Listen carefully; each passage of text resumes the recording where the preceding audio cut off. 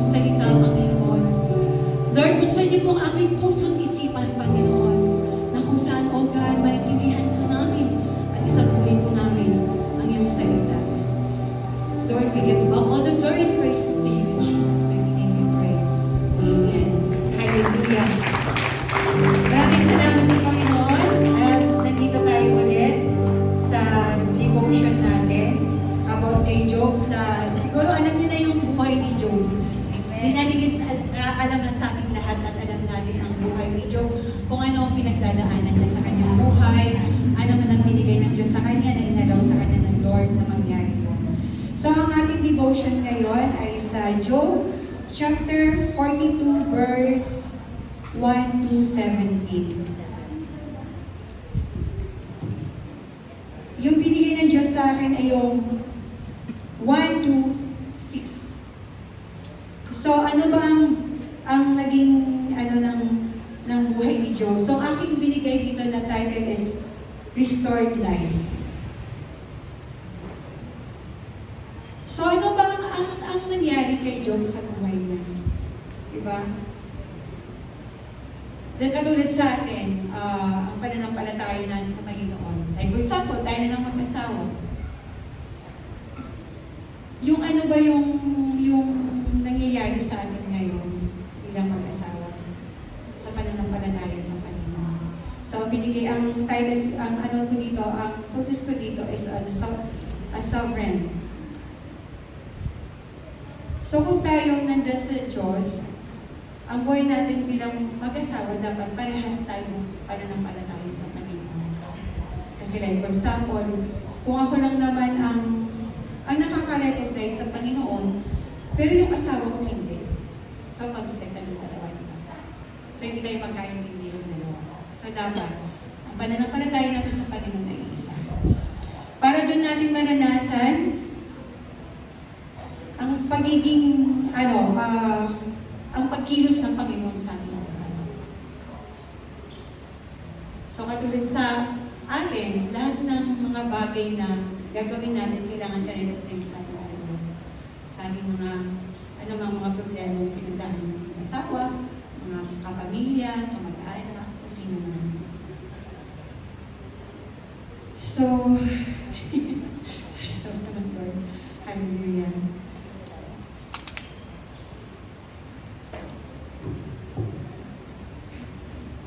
So, huwag natin hayaan na masusunod man kung ano man ang ating plano sa ating buhay, kung i-recognize natin ang Panginoon sa ating buhay. Siya ang mangunguna sa atin sa lahat ng bagay. Kasi kung sa atin lang, at wala tayong kakayanan i-recognize ang mga ginagawa sa atin ng Diyos, mag-fail tayo kung wala ang Diyos sa buhay natin. So, salamat sa Panginoon kasi hindi niya hinayaan niya na mangyari sa atin. So, sa pangalawang puntos ko, ito ang recognition ng kung anong walang kang kakayanan. Yun na-encounter mo si God sa buhay mo. Ano ba ang buhay mo nung time na hindi mo pa siya na-encounter, di ba? Hindi mo maintindihan ang buhay mo. Ang gulo ng buhay natin. So ano ba ang mga sinabi doon sa Ang sabi dito, nakipag-usap po kayo sa akin sa sinabi niya,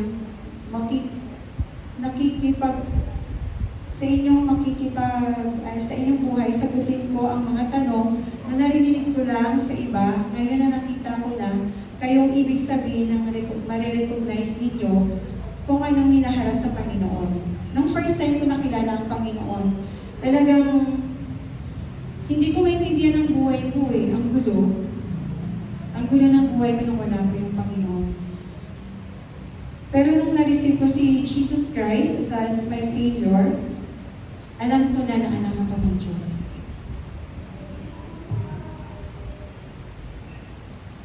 Na siya yung aking Ama.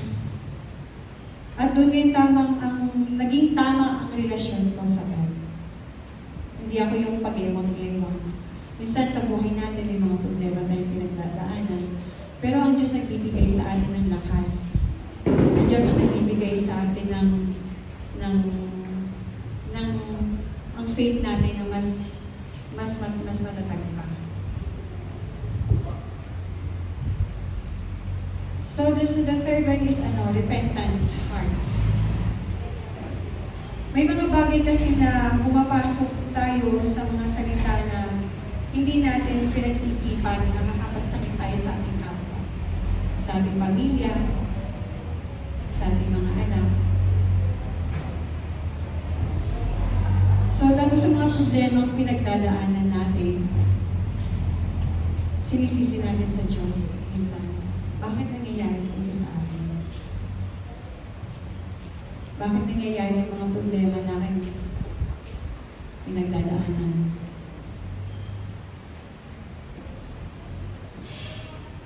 So,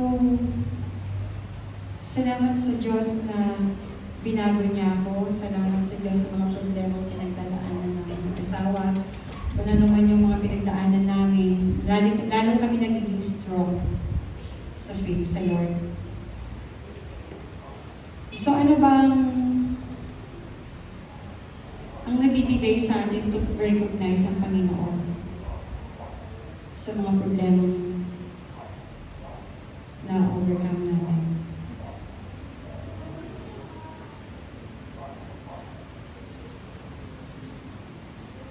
Hanggang doon lang ang nangyayari sa buhay ko. Hindi ko maintindihan. So, ito lang ang masasabi ko na patuloy lang tayo sa pananampalataya sa Panginoon.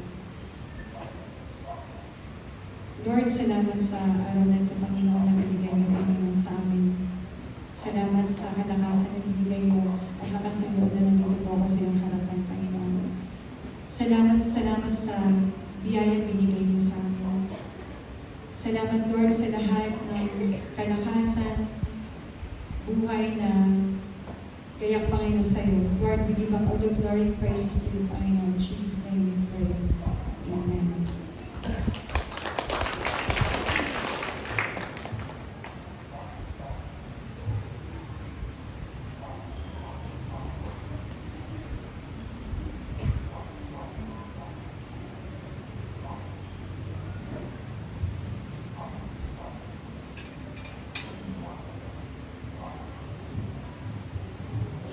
Magandang umaga po sa inyong lahat. Maraming salamat, Sister Lucille, sa iyong devotion. Napakaganda po ng Book of Job. Di po ba? Napakaganda po ng storya ng buhay ni Job, kung saan may pinaranas na kakaiba ang Diyos sa kanya.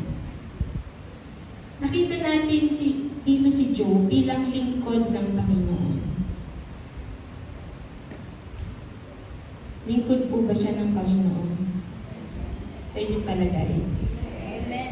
Nakaka-relate po ba kayo kay Job? Amen. Bilang lingkod ng Panginoon. Bilang may pananampalataya sa Kanya.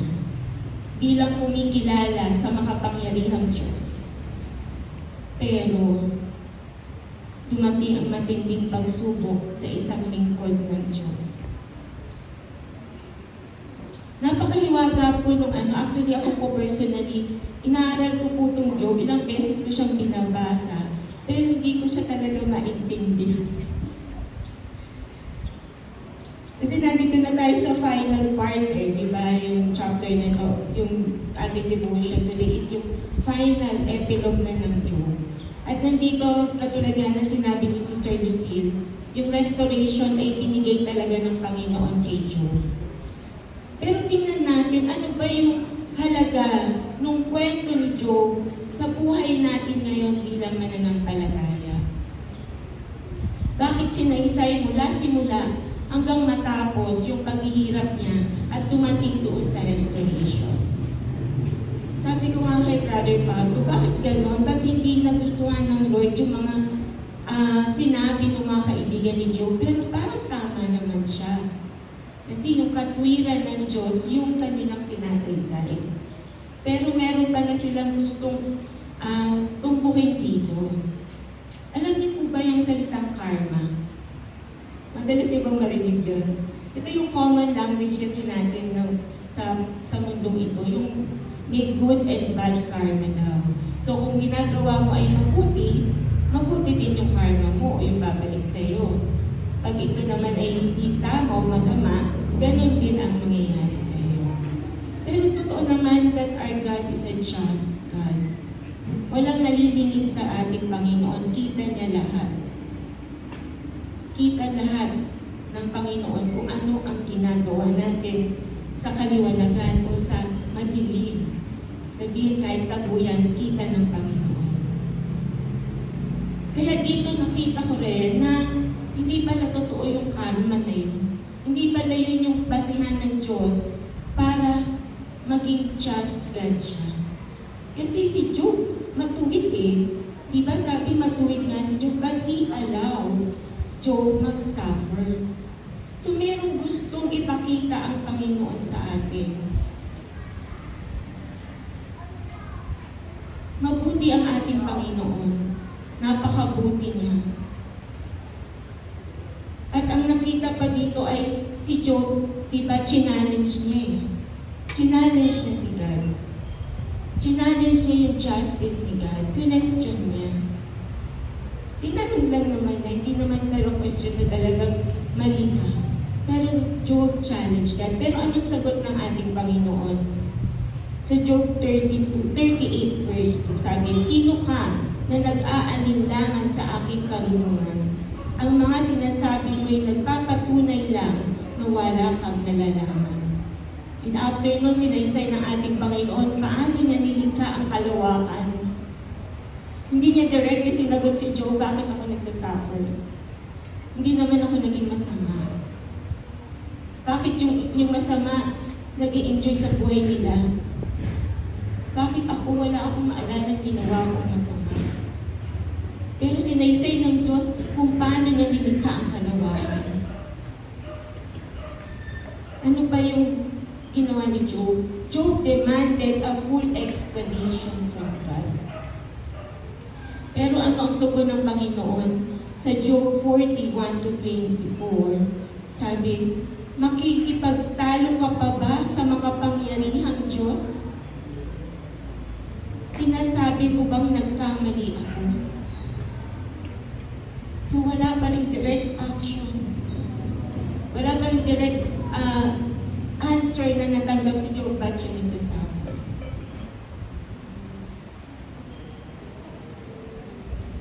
Pinapakilala lang dito ng ating Panginoon. Hindi natin masusukat ang kanyang kapangyarihan. Hindi natin masusukat ang kanyang katwiran. Hindi natin mauunawaan ang kanyang karunungan. Hindi sapat ang ating karunungan para maintindihan natin ang kaparaanan ng ating Panginoon. Actually, ano po ako dito? Guilty ako.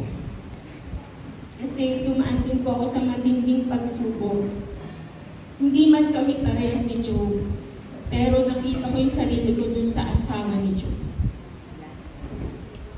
Hindi ko directly na sinabing gano'n, na bakit hindi ka nalang mamatay?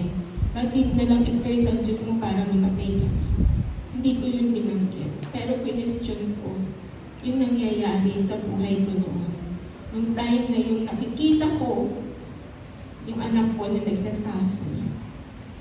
Alam niyo po ba yung last time na, or before niya, kinumpin sa akin yung masakit sa kanya, galing siya sa gawain ng Panginoon. Nakita ko yung anak ko, nagsiserve siya sa Lord. Nakita ko yung faithfulness ng anak ko, kung paano bawat decision niya, tinatanong niya ang Panginoon. Kaya nung nakita ko nagsasuffer yung anak ko during those time, tinanong ko ang Panginoon, itong Job, book of Job, ang pilit kong inuunawa. Kasi gusto ko rin makita, makuha ang sagot ng Panginoon. Pilit kong, alam niyo po, binubuksan ng isip at puso ko, Lord, bakit? Bakit kailangan pagdaanan ito ng aking anak? Katulad din ni Job, na-question ko ang Panginoon. Pero hindi pala yung tama. Kasi kulang po yung pangunawa ko. Basta, sinasabi ng Panginoon, ako ang Diyos na lumikha sa bawat isa sa atin. Ako ang Diyos na gumawa ng mga imposibleng bagay. Meron pa nga po ako nakita dito. Grabe, ang galing talaga. Yung ostrich, alam niyo yung ostrich? Ngayon ko lang nalaman, wala palang isip yung ostrich. Wala pala siyang utak, hindi siya pinigyan ng utak ng Diyos. Yung egg niya, hinahayaan lang niya sa lupa. Hindi niya sinisecure yun. Basta nangitlog siya, bahala na yung itlog na yun. Mapisa ba yan o lalabas ba siya na anak niya o ano man, bahala na yan.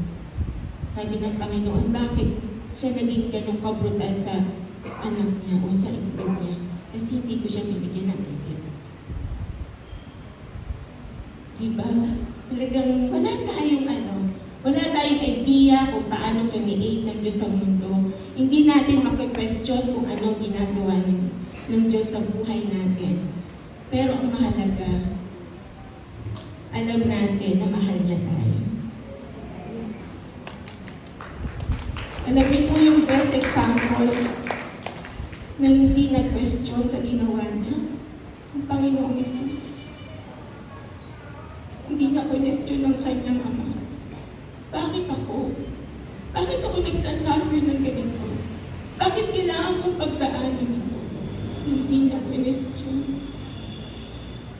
Dahil iisa yung puso nila. Walang iba, kundi tayo. Yung pag-ibig niya sa bawat isa. Napakabuti ng Panginoon. Kahit na nangyari po yun sa buhay ko, na nawala yung anak ko, nakita ko na nag-suffer siya. Nakita ko kung paano nag-struggle ang anak ko. Nakita ko na gusto niyang mabuhay. Pero ang dami kong natutunan. Na-realize ko kung gaano kahalaga ang buhay. Na-realize ko kung gaano kahalaga yung kalusugan na binibigay sa atin ng Diyos. Nakita ko kung gaano kahalaga yung bawat oras at minuto na binibigay pa sa atin ng Panginoon para tayo ay makatayo ngayon, para tayo ay makakilos, makagawa. Di ba napakabuti pa rin ng Panginoon? At dito natin nakita, despite na inalaw niya yung suffering na yun kay Job, there is a great restoration. Hindi lang katumbas yung nawala, dinoble pa ng Panginoon yung restoration na yun. Biruin mo yun. Hindi yun hiningi ni Job, Palagay niyo ba, iyon ay binigay ng Diyos as reward kay Job? Hindi. Dahil pa rin yun sa kabutihan, katapatan ng Diyos sa buhay ni Job. At ganun din, kung paano nire-restore ng Diyos si Job mismo. Alam ko, sabi nga kanina, lingkod siya. Kayo ay lingkod ng Panginoon. Tayo, bawat isa sa atin ay anak, hindi lang lingkod, anak ng Diyos. He will bring restoration sa buhay natin.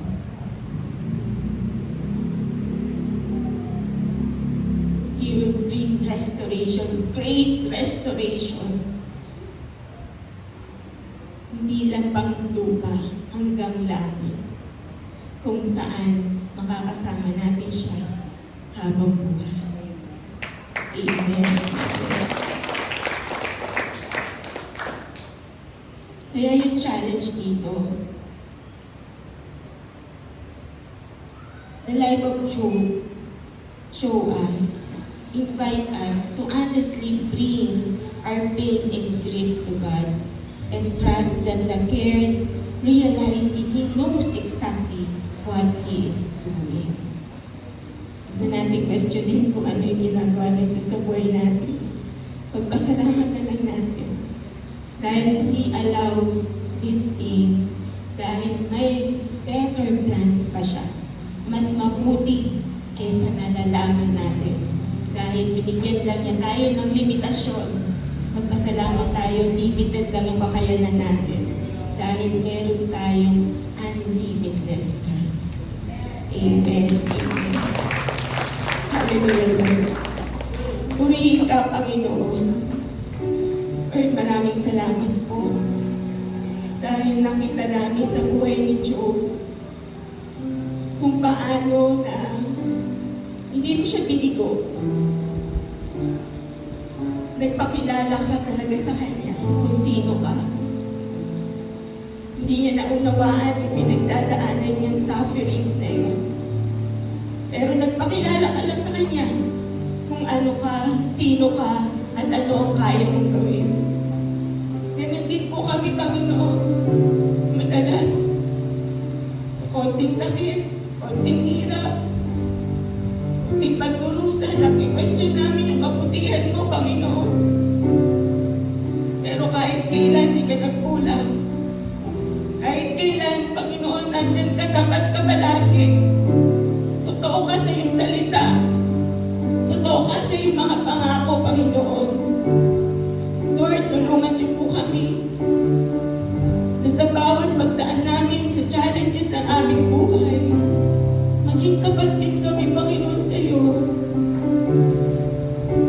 Hindi ito maging dahilan para kami manghina o lumayo sa iyo, Panginoon. Pero lalo kaming maniwala, manampalataya, magtiwala lamang sa iyo, Panginoon. Dahil mabuti ka. Mabuti ka, Panginoon. Hindi namin kayang sukatin ng iyong katapatan. Maraming salamat po, Panginoon. Maraming salamat. Dahil hindi kami sapat.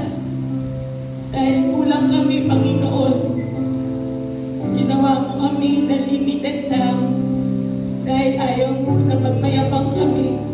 Ayaw mo na lumayo kami sa iyo. Ayaw mo na magsarili lamang kami. Dahil gusto mo lagi mo kaming kasama. At gusto mo lagi mo kaming sinasamahan. Maraming salamat po, Panginoon. Katulad mo ni Job. Humihingi kami ng tawad sa mga pagkakataon na nape-question ka namin. Tulungan niyo po kami, Panginoon, na matuto sa bawat pagsubok na ito at lalo ka pa po namin makilala. Maraming salamat po, Panginoon. Sa iyo po namin itinataas kung ano man ang meron kami, Panginoon, sa iyong mga kamay namin ibinibigay ito. Tulungan mo kami na palaging magtiwala lamang sa kabutihan. Maraming salamat po, Panginoon.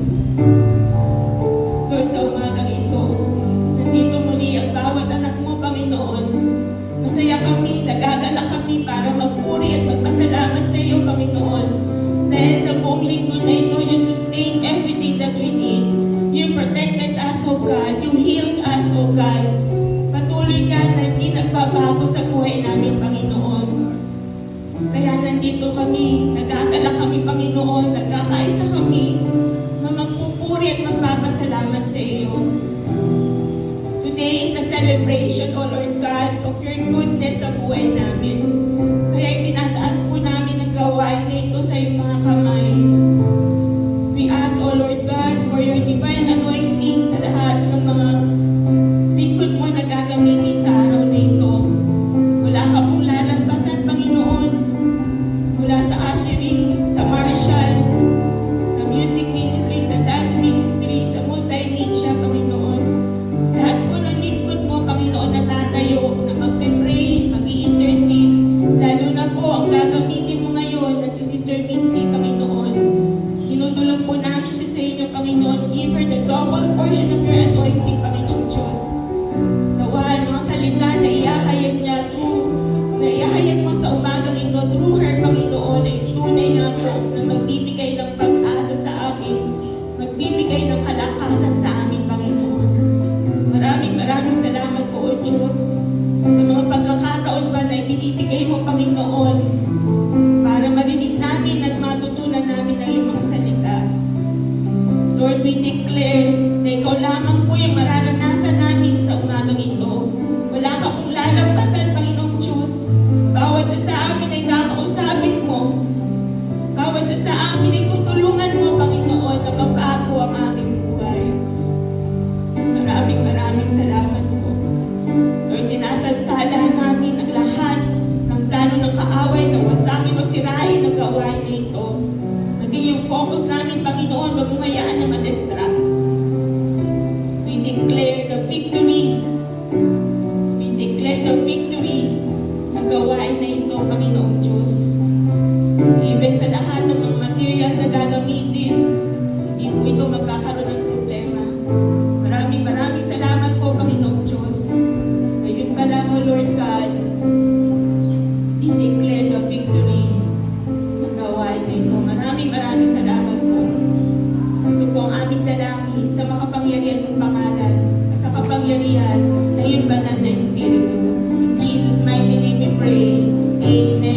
Ayan,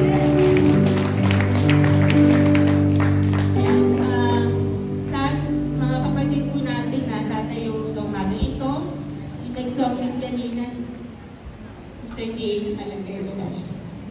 Sister RJ po yun. Sa devotion, si Sister Lucille. Follow up ako po. Call to order si Sister Aiza. Scripture reading si Brother Romy.